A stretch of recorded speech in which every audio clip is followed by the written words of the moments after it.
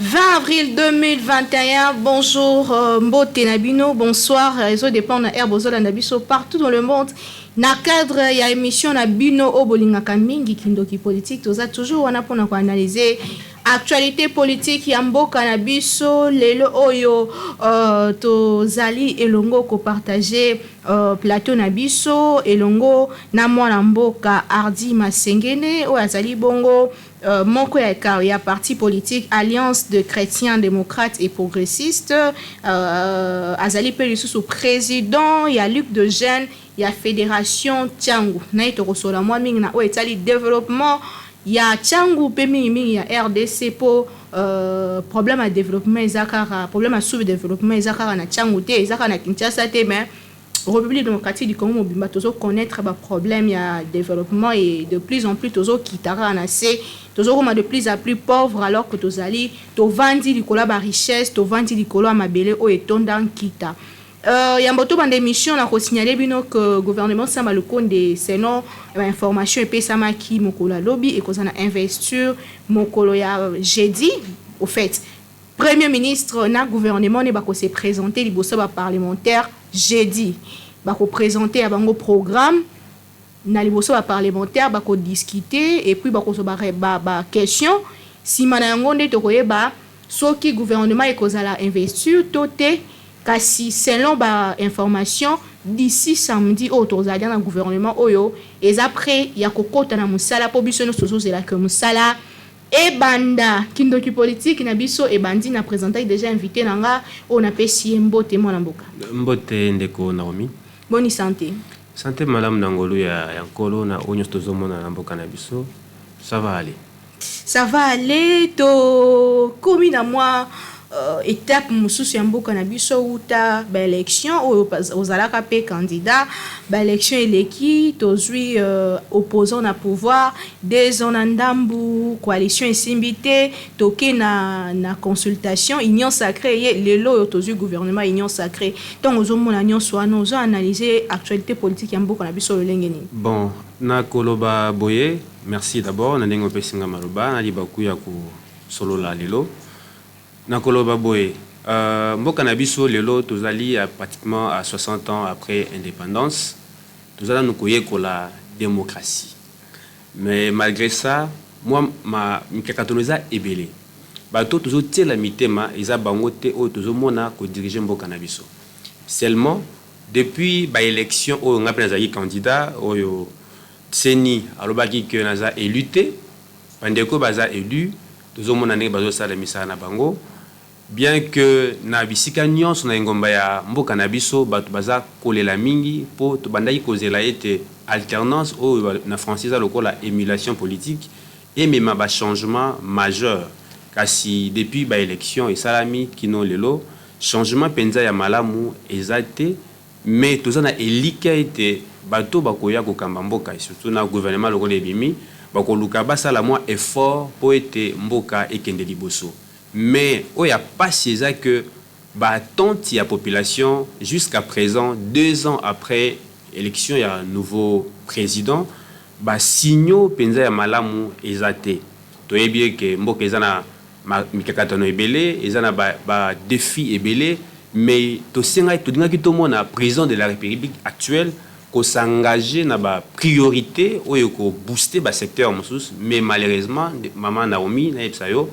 kino lelo tozomona penza changement te bien que tozana elika que makambo ekokende peut-être malamu te alors 80% il y a ba nouveau visage na gouvernement sama lukonde pe mingi kati na bango majoritaire eza ba jeune lelo tokoki espérer que bango bako sala bolamu par rapport ya ba utikobima maman nga naza un peu déçu je crois ceux qui bolanda qui va poster na Twitter na Facebook j'étais catégorique j'avais dit to bandai kozela gouvernement Sam Malukonde et la kisabiso réellement que mboka ezana makokite et puis ekoki ko engager plus de 50 ministres to baki était il faut réduire taille à gouvernement parce que gouvernement yango moko ils ont consommé pratiquement 50% ou 60% il y a budget ya mboka na biso mboka ezana passe budget ya malongate to bandaki kozela ba réduire sensiblement taille à gouvernement Mais aujourd'hui, on peut y avoir 25 ministres. On peut y avoir, ne fût-ce qu'un gouvernement composé de 25 personnes. Bako diriger mboka malamu puis mbongo mususu wana eko sunga bato bazo sala misala ba se fixer na ba axe prioritaire. Mais lelo o comme on a gouvernement ya Sama Lukonde avec à peu près 57 ministres, avec quel budget, avec quelle priorité, avec quel programme? Tokanisa qui était le opposant à du pouvoir à Koluka a changé makambo mususu, a réduit sensiblement. Parce que ceux qui ont tali, Maman Naomi, aux ministres et à pêche, aux ministres et à élevage, ils ont pratiquement un ministère moko. Aux ministères il y a jeunesse, aux ministères il y a sport, aux ministères ils ont un ministère moko. Aux ministères il y a genre, aux ministères il y a affaires humanitaires. Ils ont un ministère où il faut fusionner yango pour réduire sensiblement. Numérique. Et là comme ça sur yango wana, aux pétentique, aux numérique. Bon, tout ça qu'on comprendre que peut-être balingi remercier Batoyo, Bunda qui peut être majorité à Joseph Kabila est tombé, mais seulement est-ce que Mboka il faut étambola na lolenge ya ko récompenser ka batu bien, il faut que peuple ndé azala motoyo tangu batu baji pouvoir baza ko réfléchir comment tombe ma peuple na biso na développement, comment tombe ma mboka na biso na développement, mais soki bosali gouvernement kaka po été bo récompenser batoyo ba bundeli majorité wana tozali dessus. Et puis kota la penza gouvernement yango, je sais que ba jeune bazali, est-ce que ba jeune batie wana baza compétent, est-ce que baza na casting, baza na casquette o esengeli pona ko assumer ba ministère wana, ou bien batie bango kaka à titre figuratif, mais seulement toko senga na ba bilenge o bazui ba poste wana ba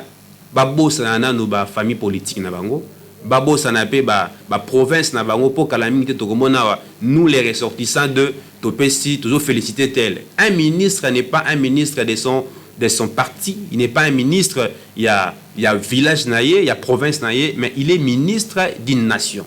Toko singa na bango, bien que ba chance pendiza mingité po baza ebelé mais mbongo eza moké, ba sala moins effort, ba se focaliser na ba priorité, ba lukate ko se disperser. Tozoko ba na émission na biso kindoki politique ozo comprendre que matière eza makasi faut to kota vraiment na mozindo poto to bimisa bo eza ya mutu ya to kolobela likambo itali foire des idées et des réflexions sur Kimbanteke yango nde memi biso ana isika oyo za coordonnateur mona mboka Ardi foire yango eza nini eza pona nini et puis ekolobela nini to bengi yango Firkim est la question foire d'idées et de réflexion sur Kimbanteke. Pourquoi les lots n'ambo cannabiso et l'eau que nous avons cannabiso si maïsa capacité de générer des idées nouvelles et puis capacité de réfléchir autrement.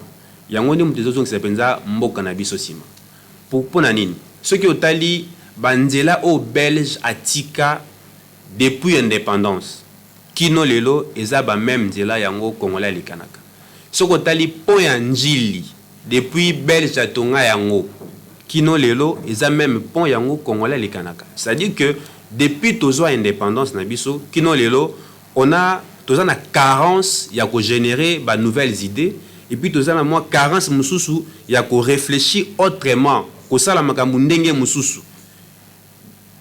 Ya ko kamweza nini? Ba ministre ebele ya plan baleki mais bazana planté. Ba koloba ete bon mboka na biso 50 ans après population est commis boni. Il faut tonga banda ku boni, ba école faut tonga boni. Donc carence ya ba idée nouvelle na ba réflexion ya sika eza penzate. Yango biso de lobby, il faut pona commune na biso ya Kimbanteke OOP et kokisi déjà plus de 50 ans. Même moi banzela pesa la kapenzate. Ntozana banzela zokwa mi balé nzela na biso ya nzoko oyo musée ya tongaka na oya mokali depuis batonga banzela wana kino lelo banzela musu ezate ba école ya malonga pe ezate et puis logement ya malonga ezate yango tulobi boye biso tolingi un peu to sangana bisika moko o to bengi yango foire to meka kotia ba idée makanisi ya sika to meka pe ko réfléchir na ndenge ya sika po ete tomema développement na commune abiso. Donc foire d'idées et de réflexion sur Kimbantieke eza lisanga ya ba élu ya Kimbantieke na ba non élu,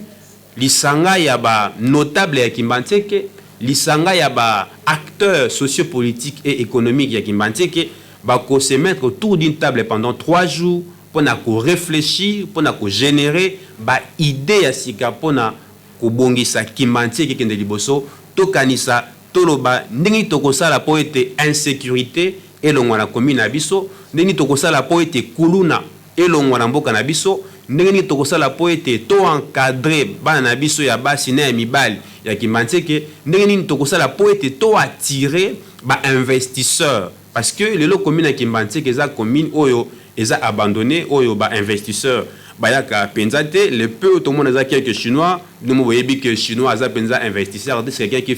qui vient faire ses business sans contrepartie, parce que ceux qui ont investi dans mboka ya batu, il faut main d'œuvre wana ezala aussi ezala rémunéré en contrepartie ya rendement. Mais le lot tout le monde a été belé ya ba investisseurs ba na mboka na biso penza bazo négliger côté wana ya wana biso na kati ya firkim na foire wana toko tia makanisi toko tia ba idée ndenge nini toko attirer ba investisseurs ba ko investir na commune na biso na etali infrastructure, na etali loisir, na etali éducation, formation, na etali ba capacité nyonso auto Kimbantieke za na yango po ete Kimbantieke ekende liboso. Mwana mboka po anika Kimbantieke Kinshasa za munene et puis na kati Kimbantieke wana na fait Kimbantieke ba idée obuno bo pesa bo sangana na ondeni. Parce que Kimbantieke so otali yango bien tchangu batu bayebani na sens ya un peu péjoratif na ndenga mabete population no so yebike na tchangu kuna mwa loyenge mingi ezalaka ba idée wana bozo batongo. Mama Naomi ngamoko na vandia wana zali natif et puis mwana ya Kimbantieke na botami wana na tangi wana na bekon na biso ya Kimbantieke wana. Et puis tozana pe na ba élu na biso ya Kimbantieke mingi, bien que mingi pe ba utalibanda ba yepe ba oser et simba kasi toko yango tozobeta pembela na ba ya na biso ya Kimbantieke ba baza awa na Kinshasa, ba baza libanda ya Kinshasa na ba professeur oyo so baza na Kimbantieke. Et puis olobi pona nika ya Kimbantieke to il faut to ebaka eloko moko tangu olingi omema ba idée ya sika kolukate ozwa espace ya munene. Il faut ozwa d'abord échantillon obi na meka idée oyo awa soki awa idée wana simbi na kokipe komema yango na environnement moko ya munene comme foire ils nous centrer sur Kimbantieke to obi to meka nanu ba idée oyo awa na Kimbantieke soki na Kimbantieke awa esimbi to koluka pe to sala yango changu mobimba, tokoluka pe to sala yango Kinshasa mobimba, tokoluka pe to sala yango Congo mobimba. Parce que il faut toujours na économie balobaka, il y a toujours des secteurs déclencheurs de développement. Ndenge moko pe na Kimbantieke to into banda na Kimbantieke peut-être Kimbantieke tango ekozwa élan et ko déclencher développement na ba commune mususu puis ekozwa ba ville ebele et puis ekozwa Congo mobimba. Donc eza na ndenge ya kokabwana te mais na ndenge seulement ya ko banda idée moko esika moko et bongo sima mikolo tozwa pe mlikanisi romango mosika po ete Kimbantieke ekende liboso tozana bato ya maele be na Kimbantieke oyo yiko tanga bakombo awa te tokoluka tobengana et puis déjà tokozana na gouverneur ya ville ya Kinshasa et pour miaza mo kondi ya ville na biso yene ako lancer akota lancement ya foire wana po ete yepe aya nukosoa na ba jeune ya Kimbantieke ayoka bango nanu ba doléance na bango ba problème na bango et puis aluka comment à résoudre tant soit pe ma kambo ezali na kati ya commune na biso solo ndenge ni comme un changement alors que aux na poste de responsabilité te lo na Kinshasa to mesana robenga l'état ça la biso likambo mais yo zui idée que bobanda rotia ba ozui likanisi que bobanda rotia en place ba idée pour un changement lo lengi ni ko salema. Mama Naomi, développement ya mboka eza question ya poste politique te ko mema mboka ekende liboso ezo dépendre te na poste oza nango na mboka po osala mosala ba livre auto tanga lelo ya économie ba livre ya politique bato ba koma yango bazala ba acteur politique actif peut-être te mais na makanisi na ye atie yango na mukanda tant yo zotanga ngo ezo peso mayele puis ozo luka comment oko diriger biso to salikaka foire pour to tsa ba idée wana to ko pesa yango peut-être na ba oyo bazana na pouvoir décisionnel pour être bango ba exécuter yango mais seulement biso pe na coin na biso to luka comment to mema changement na ba idée pour idée nde yango et ce qui ils a transformé na action oui ko mema changement et ko mema mbongwana na bisika ebele eza penza te pona ba poste politique mais eza kaka po ete to sunga bato baza na pouvoir bato baza na makoki ya kosala ba se ressourcer na ba idée oyo biso bana mboka pe tozo pesa po ete Kongo na biso Kinshasa mobimba ekende liboso elongo na bosoto pe makamyo so bana likambo idée ngo ko bimisa nyonso te mais olobelinga awa likambo ya développement sécurité engagement patriotique ya ba jeune insalubrité entrepreneuriat féminin nyonso ana ba défi nyonso ana so il faut relever il faut relever on dit bon développement ya moka ndenge na lobaki liboso e bandaka toujours na esika moko ce qui tolobi lelo tolobi to sala moi analyse moko ya moke pona nini na Kinshasa kuluna eliki makasi ou encore ce tolobi to kitamo moke pona nini na Kinshasa salité eliki makasi parce que déjà au départ gestion ya ba déchets ménagères eza mal géré. Pourquoi ils ont mal géré? Peut-être parce que il y a pas une bonne politique, il y a qu'à gérer ba déchets, il y a ba ménage. Ce qui tolobi pourquoi politique exacte parce que l'État wazo kamba bisope atie na pembeni ya banda kute ba biloko ko permettre moto ce que asaleli salité na ye aya ko bwaka yango bozo mona lelo moto asaleli pondu na ye asombaki atuti banzeto etikali aya ko bwaka ngona kanivo wana lobi ekangami mbula ebeti ebuki banda ndenge tomonaki mama na biso o akufaki na ngaba pasi na motema o to souhaiter pe ba condoléances na famille na ye donc eza ba biloko ya ndengo wana nde moto eza ko freiner to komema pasi kasi développement ekobanda wapi ekobanda na moto tango nanu azwi likanis na moto na yete eloko oyo esengeli te kosala yango eloko oyo koto esengeli te kosala yango esengeli to changer esengeli to avancer esengeli te moto azwa salite abwaka na nzela esengeli te moto ozana kati ya motuka omeli mai omeli toji ozwi molangi wana obwaki et puis encore mama na obi ba société oyo fabrikaka ba mai ya plastique ba entreprise wana ba futaka l'état taxe pour na ko ramasser yango mais pourquoi l'état atsana na sika moko te ba poubelle pour et ba to ba bwaka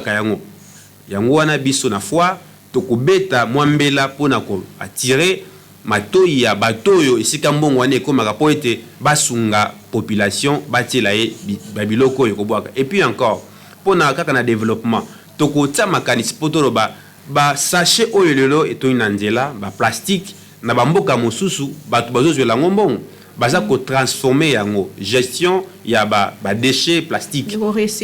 recycler yango eza pe mbongo to yiko sana ngo makambu ebele oto yiko loba peut-être awa te to loba ngo na fois wana eza ekiko kotsa pe mbongo na commune na biso ekiko kotsa mbongo na mboka na biso ekiko sa pe makambu ebele totali pe ngabo mosusu côté ya insécurité lelo oyo tomonaki na mikolo eleki bakomaki koboma bakuluna soki bakangi yo mais bato wana tokoki pe kopesa bango seconde chance bana wana o bazosala mobulu na quartier pourquoi bazosala mobulu na quartier peut-être po bazana makoki ya kotanga te baboti bazana makoki ya kotangisa bango te bango moko bazana makasi peut-être ya koluka te biso il faut to sala nini parce que bokoki te koloba na moto atika kuluna soki bo proposer alternative te parce que tant bozo sa moto a changer bizali na ye il faut bo proposer alternative tika kosala oyo po ete osala oyo neti biso tolobi ete na foire wana tokopesa ba proposition bandeko bakoluka bazwa formation batika kuluna tokotika bango na formation ba oyo pe tokomona ete parce que moto nyonso te azana ma capacité akende classe molai ba misusu akoki kosala na ye peut-être ba sport akoki kosala na ye azana talent na ye naturel toko orienter ye na selon capacité na ye selon makoki na ye po ete lobi akende mosika et puis avancer ceux qui akotonga classe malamu te kasi akozala pe maçon ya malamu akoki pe kozala pe menuisier ya malamu yango na foire wana toko orienter ba jeune na biso bo bazana kuluna po ete to bango na nzela ya malamu bongo et générer développement na kati ya mboka na beta moi c'était sika na ndeko zo sala koluna zo ka déjà ba proposition bien okoya okende kanya makasi sipamba na place okende kuna yoka ba proposition ezawa yaka na foire tropesa tangu pona lobela foire et que ça mawapi et puis nini mukolo nini pour que ba imboka ba ye ba peut ba participer et lisusu pe numéro no ya téléphone pour que ba o bazali banda mboka o ba ko joindre ayo ba ko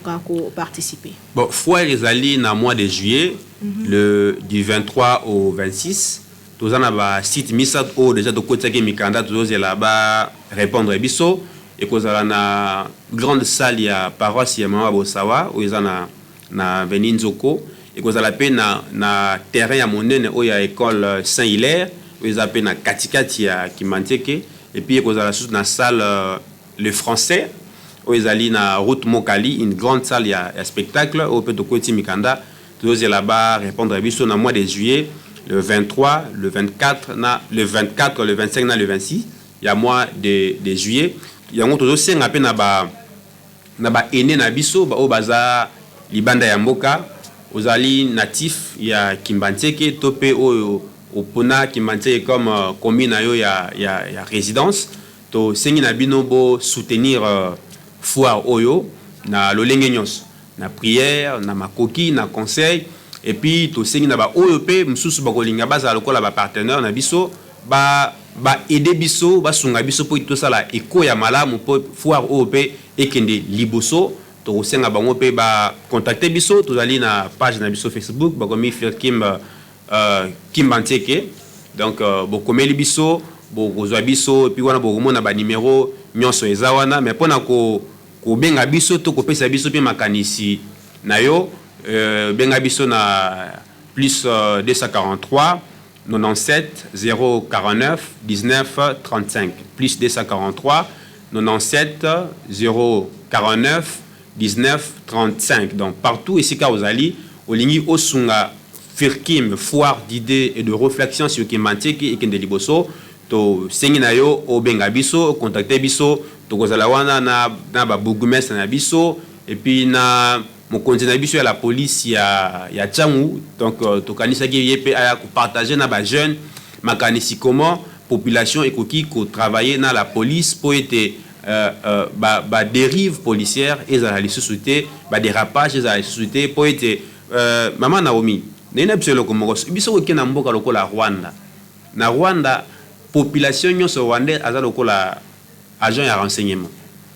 mais lelo oyo na ba commune na biso komona bovandika boye voisin moko akoti boyebite auti wapi abimeli wapi peut-être abomaki moto esika moko aye akoti na quartier ya bino boyebite kasi yango biso na fois wana pe tokosenga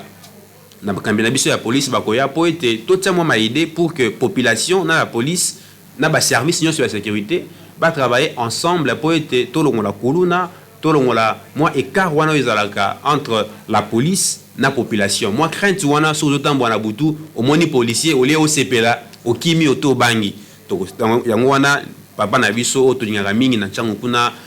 colonel bienvenu akozana na biso pe na foire wana o tozo bongisa mokanda poto pesa ye pour aya ko partager makanisi pe na ba jeune ndenge nini ba jeune ba ko se comporter devant la police pour être koluna tope mobulu ezala société na kati ya changu pi na kati ya commune na biso ya Kimbanteke tango tolobe likambo ya foire obetaki lisolo ya éducation obetaki lisolo ya entrepreneuriat féminin solo penza sima ya foire qu'est-ce qui va se passer parce que ba projet belé banda bo lancer et puis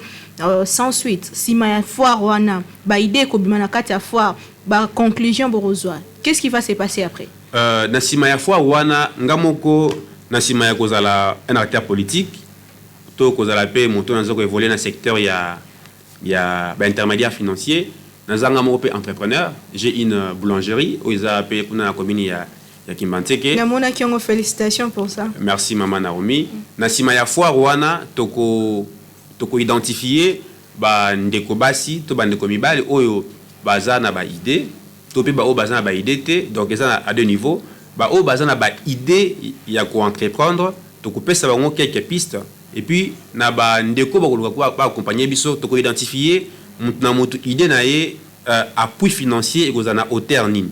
oyo biso tozana makoki ya kosala toyi ko accompagner bango na moi eloko ya moke pote ba démarrer yango kasi ba oyo bakozala na ba idée te parce que idée ya ko entreprendre mutu ko yiko zala nango to mutu ba yiko pousser pe azo yango na cadre ya formation yango wana tozana bandeko baza pe qualifié na formation sur l'entrepreneuriat bakoya bako solana bilenge parce que cerveau na biso ndenge ezali oyo ezana capacité ya ko générer ba idée ebele tant mosusu parce que to ça la yango penza mingi te yango moni moto azoko ko pesa ba makanisi ya sikate kasi toko na ko vanda na bilenge wana toko zwa bandeko na biso o baza makasi bakoya ko solana bilenge bakoya ko booster cerveau na bango po ete moto na moto sika vandi azwa quand même likanisi ya ko banda quelque part et puis biso pe toko proposer moi ba secteur oyo esenga penza mbongo mingi te po ete moto na moto ameka moi ko banda moi eloko na yemoko parce que tu remarqué que oisivité to chômage to kozanga kosala mosala eza na base ya makambo ebele surtout na commune na biso ya Kimanteke o tozomona bana ya mike bakozala engrossé tout ezobenda na bakuluna kasi soki bandeko wana bakomi occupé ayebi que na lukaka mbongo na ngai na sala kama mbongo na ngai na sala kama eloko boy akozala pena na temps sous mingi te ya kokendaka de gauche à droite à se concentrer na mosala na yewana et puis lobby akozala moto na société pour anité a yepe akoma lokona niveau na biso ya kopesa ka makanisi ya malamu pour na développement ya mboka na biso to komo koma na suka vous comprendre que kindoki politique à lelo eza vraiment différent ils sont experts aux autres tikele tangwa loba eza ba komba batuté eza ba diale loté o intel asali boete tozo lobya makambo eza sérieux pour kombo kana biso kendi boso to bima na foi to lobela mboka na biso RDC to komi na suka ma tozo moi tango ponango problème à développement lelo tant to kende ko voter président sikato kanisa so akoti na katia na pouvoir quelque temps après makambo changer mais apparemment to komi suko zinda nini faut RDC ça la lelo oyo pour que olobela kelo moko élément déclencheur pour que to me quand même ko fongola moi voir mo wa sorti na katia problème ya sous-développement ou tozana ngolelo maman Naomi le développement ne se décrète pas. Mon côté matalobi to komi développer. Et le développement c'est le résultat il y a ensemble il y a ba effort, il y a ba réforme,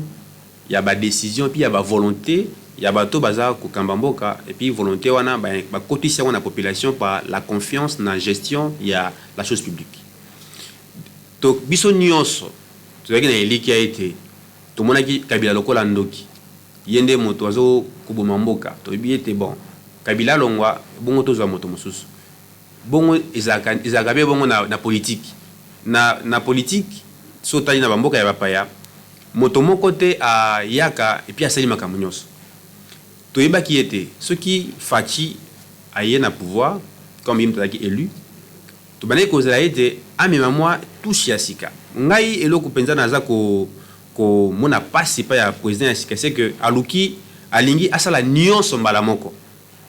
développement basala kango nyonso mbala moko te les pays continuent le Congo existe avant nous tango yo bapesi yo moi part ya pouvoir yo tango yo na pouvoir luka secteur nini ko se focaliser pour ete tango ata yo kozala te bato na simba ba ete tango ya zaka na pouvoir tala secteur oyo ndenge imema ekambamaki ceux qui dans mboka lokola Brésil lula tant na pouvoir ye akendaki misika ebele belete à se concentrer qui na agriculture yango oyo bazolo bela Brésil parce que agriculture et pesi bango poids biso pe to bana ko za été fati tango président sika lokola ye ameka ko se focaliser dans un secteur déclencheur comme na lobaki atala na ba secteur nyonso le mboka na biso secteur déclencheur il y a changement ezani ezape ezan agriculture pété eza d'abord infrastructure parce que ceux qui intégration nationale les a assuré moto ikolongwa est kino ouest na motuka avec kolongwa na ba côté nyonso nord sud na motuka moto akolia malam boni bazolo ba ete kuna na est kuna mosuni tope ngombe eza na moins cher tope mituka kuna ezokota partie ya Tanzanie eza moins cher moto iko so motuka na kuna na $2000 et puis ayenda ngo tina kishasa na moto na ndela ye moko mona mboka kabila yela biso 5 chantiers mais to finga ki ya te moni na mboka na biso po meza ya spectacle les gens basés sur la politique, il y a spectacle. Toloba, tu peux ça terme mon koboy, 5 chantiers. Batou, babeti maboko, misi ba panneau, mais la réalisation est zatée. Le lingue mo repete au moins qui na 100 jours. Bon, bien que balinga qui 100 jours les équipes pensa une priorité pour et résoudre pensa makambo belete. Maman bane ko lo bana baide na ngai. Oui. Ce qui to lingi to mema développement, to lukate, to simba ba secteur nyos, to simba éducation, to simba social, to simba boy, to luka na ba secteur wana. To ko simba wapi po te yangonde et mema développement. Ngana proposer boy. To bandana nous relier Kinshasa na Bukavu. To relier Équateur na Congo. To relier point fort ya mboka na biso. Pona ni soki moto auti Zambie. Akoti Kasumbalesa. Akomati Kinshasa te na motuka. Tozana makoki ya kokomisa yango ndengwana. Kasi soki déjà mboka ekomi relier nzela ya motuka ezali, nzela ya train ezali, babiloko eza ko circuler facilement et ko générer ba commerce na banzela wana et ko faciliter transfert ya ba revenu na ba province wana et ko faciliter te ba misala ya sika ebotama na kati ya banzela wana okomona ete na nzela kaka ya infrastructure tokoki déjà ko résoudre problème ya bilei parce que congolais lelo et ça la nga moi pasi so na koti na ba supermarché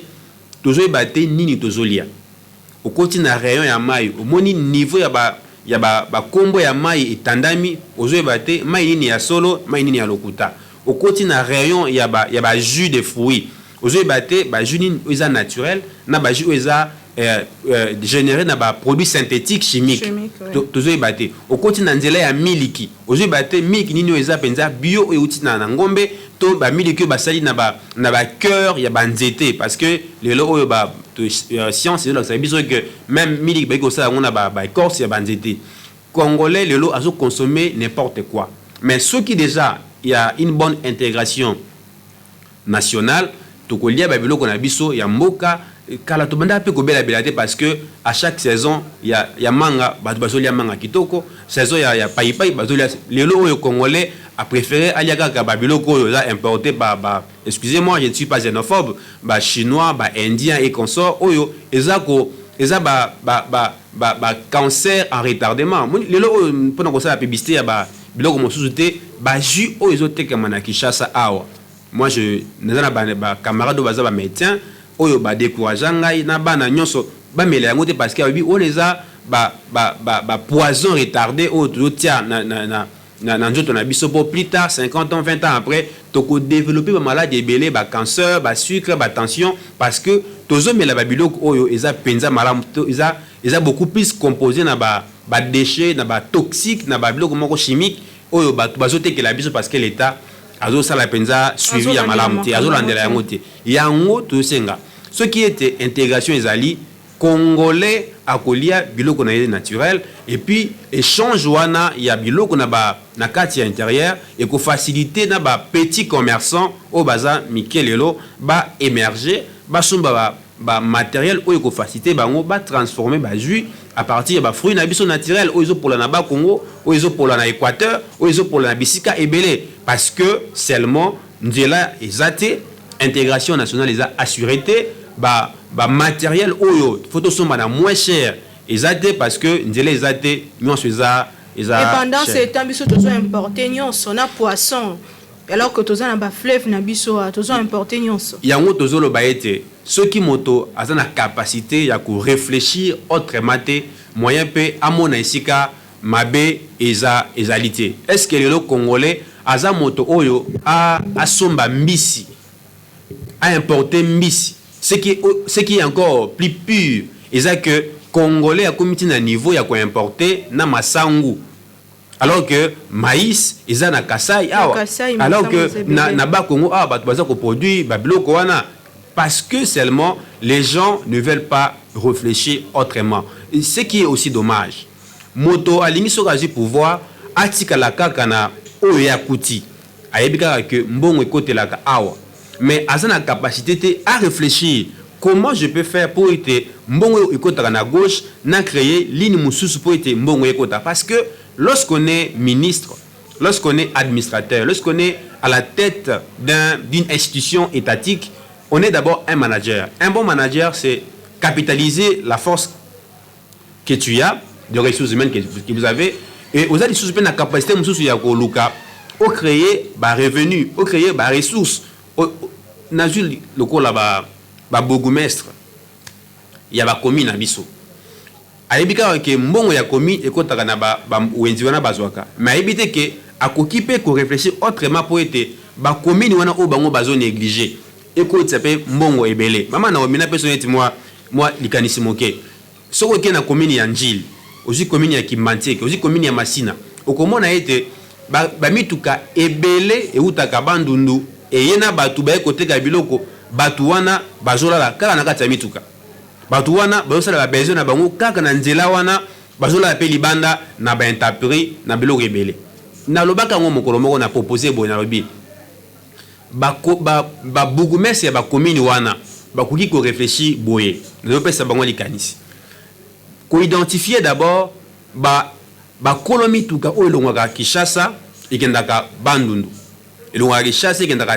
tikapa pour mikolo mituka ezokende facilement ko identifier bango et puis kotala ba prix ya ba taxi na bango ya mituka na bango soki ba futaka combien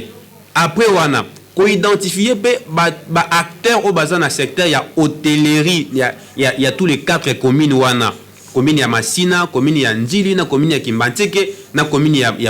ya Maluku ko identifier ba acteurs au bazar na ba hôtel na ba acteurs sociaux politiques to ba commerçants au bazar na ba secteur hôtelier ko identifier bango pourquoi tant biso congolais alongaka so ngakende Dubai so osoki ozo ba billet bakoyebisa yo réservé na hôtel moko kuna esika yo kolala po okolala na avion te okolala na balabala te okolala na aéroport te o identifier esika yo kolala mais soki pe ba bourgmestre na biso na ba kolomi tuka wana na bato bazana ba hôtel na bango na ba commune na biso wana moto so azana bandundu alinga ya Kinshasa oyebisi te oyokela Kinshasa koteka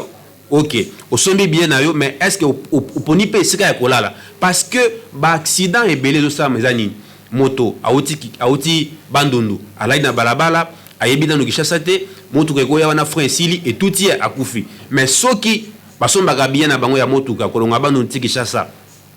18000 hôtel na ya biso ya mwa prix ya mukia kuna na changu ezana ngo ba 10000 francs ba incorporer ngo na prix ya bien na bango tokomona ete congolais auti bandundu aye Kinshasa to auti province moko aye Kinshasa oli ala likola motuka to pe ala na se asala ba besoin na se aye atiki biloko na ye ala li pe ndenge ya malamu et puis mbongo wana ezo participer également na aménagement ya ba commune na assainissement ya commune et puis ezo faciliter également pe na ba congolais au bazana na secteur ya hôtellerie ba tsape biloko na bango na ba qualité ya malamu na et bonga pe et kende liboso parce que congolais il faut to comme na capacité wana ya ko créaka ba source ebele ya revenu pour na ba commune na biso pour na ville na biso puis pour na Congo puis budget et kende liboso parce que on a la capacité de réfléchir madame. Tokomi presque na suka na lobaki yango kasi eza na video moko ezosala pasi etamboli na ba réseaux sociaux wapi président ya Fédération des entreprises du Congo Albert Yuma azo déclaré que ba entreprise ya RDC eza na maboko ba expatriés tango yoyo kaki ekambo yango pe eza réalité parce que lelo soko tali ba entreprise ebele à part o eza minier presque nyonso na RDC okutaka ba expatriés ba congolais bango mo bana entreprise ya malongate et même ba entreprise ezali minier o eko refaire revenir mbongo la l'état nyonso wana kei na maboko ya ba expatriés yo likambango tango analyse ki yango ndenge maman Naomi ngai esenga d'abord parce que yo ka été malobane na un papa pour moi Albert Yuma ça fait plus de 10 ans qu'il est à la tête ya FEC et ce qui yende mutu lelo a lobby eloko ndengo wana na ba mboka lokola ba reçu akoki kosala prison akoki a traité na haute trahison parce que tant bato wana bazokota bazaka d'abord na contact na ye parce que yende aza mokambi ya ba entreprise nyonso eza na kati ya mboka na biso ezosala pasi pourquoi parce que d'abord eza mabete que ba étranger ba ko investir na mboka na biso ceux qui auquel na Chine auquel na ba auquel États-Unis comment na été ba chinois pe baza na ba baza ebelé baza na ba secteur ebelé baza ko travailler. Mais seulement la faiblesse c'est quoi? Lorsqu'on vient investir dans une économie, on amène les capitaux, il y a une réglementation oyo eza en place oyo tant investisseur aye ba epsi voilà awa we ko investir na mboka na biso e ko créer entreprise tala salaire minimum pour na congolais eza boye tala condition au faut la congolais tant que ça pas na yo eza boye ko mona ete ba étranger ba diriger ba secteur ba entreprise ya mboka na biso eza nango penza mabete kasi bazo sala yango en contrepartie de quel revenu? Parce que ce que tu as dit, exemple, il y a un des supermarchés où il y a moko pembeni awa na ville, mais les lieux commis Kinshasa Mobimba. Mais ce que tu as dit, il y a ba congolais où bazalaka ko sala na bango tango bandaka sika na ville, bazana ville. Et puis ba congolais bazo sala lelo kuna, bazo futa bango combien? Moins de $200, moins de $150. Vous imaginez? Yo bandi na supermarché moko okomi nango 25 awa na kata Kinshasa, mais congolais oazo sala pa na yo aza ko quand même pas ko futa ndaku pe a épargner.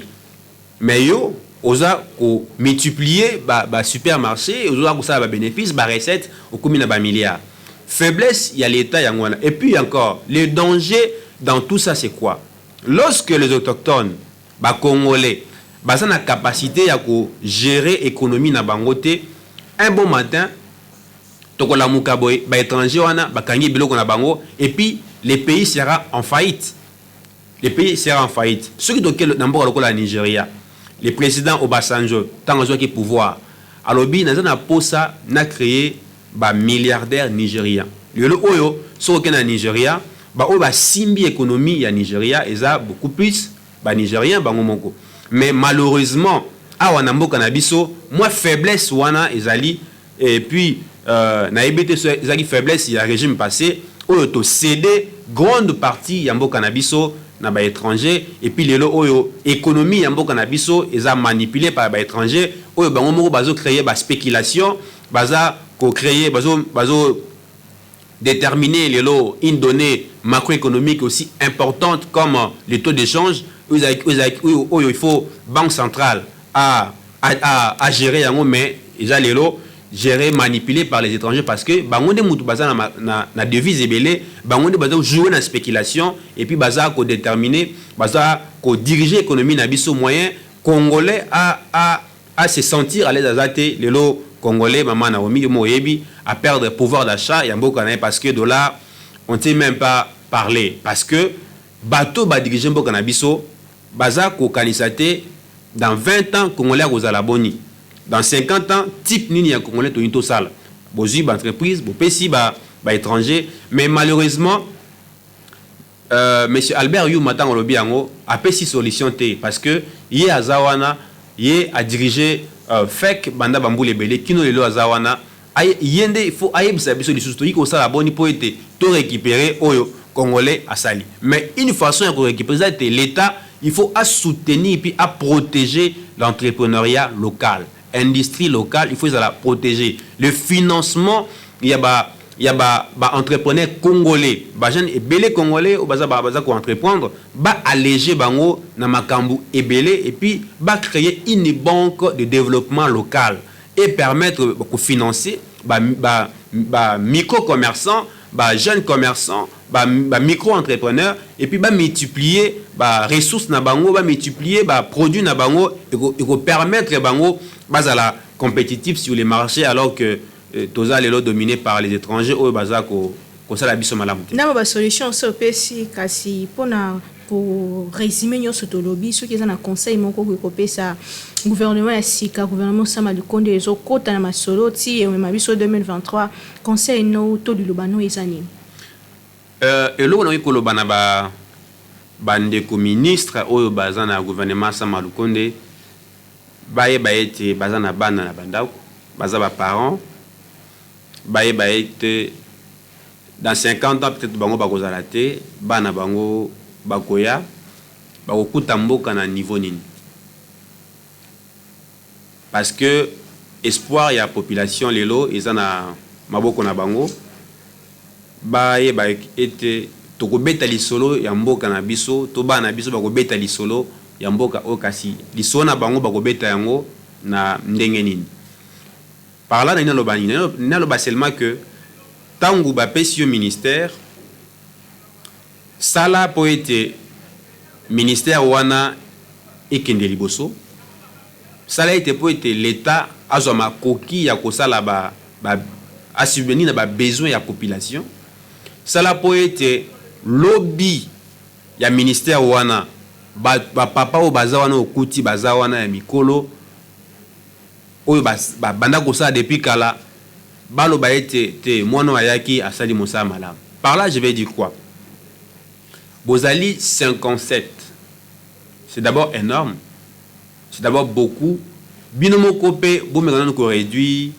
taille ya ba conseiller na bino ba chargé d'études et consorts ba membre ya famille ya parti politique wana ndeli kam boza déjà beaucoup de ministères où existaka il y a déjà un personnel yo ya na moi cabinet na yo ya moke travailler na bato kuti wana po te l'état zape na makoki ya mingité côté immobilier boza déjà na ba bâtiment beaucoup ti ba kite za wana toza suna posa te ba réquisition oyo ko coûter l'état mbongo ebele po boso ba kiti ya sika ba mesa ya sika biloko ya sika gouvernement oyo ebimi e wumeli pété ba somba ki biloko ya sika ezananu bosali la yango. Et puis encore bosunga mokonzi ya mboka à ça la politique parce que 2023 il y aura pas d'excuses. Congolais azo souffrir à ko excuser mutute na 2023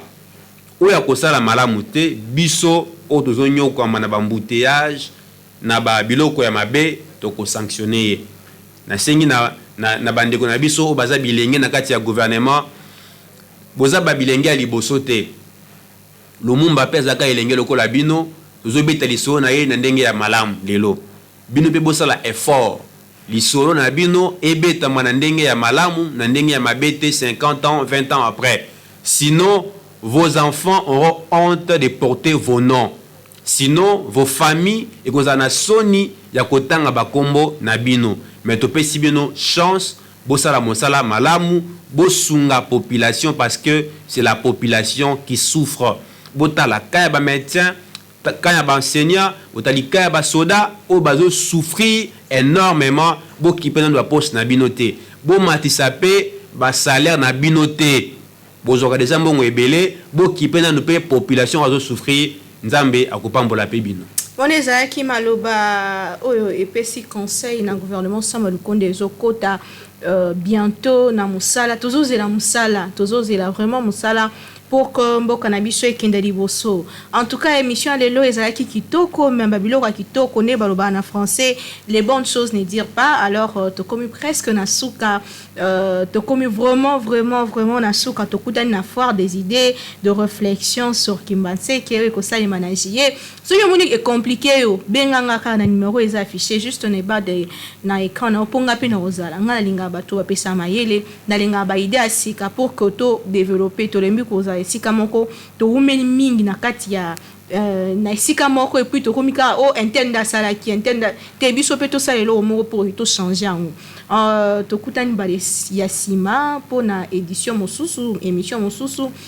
tikana pesa mbote mingi na madame Mansengele wazala qui présente awa elongo na bébé. Merci beaucoup pour la présence na yo, merci na libota mobimbo landi biso à partir anda coupé.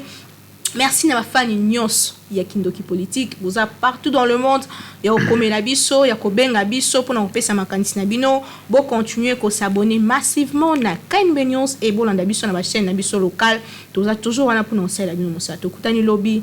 na édition mosusu na invité à seka kasi na plaisir mon corps na bosa na kolobate kimi mabota na bino et puis kimi na RDC.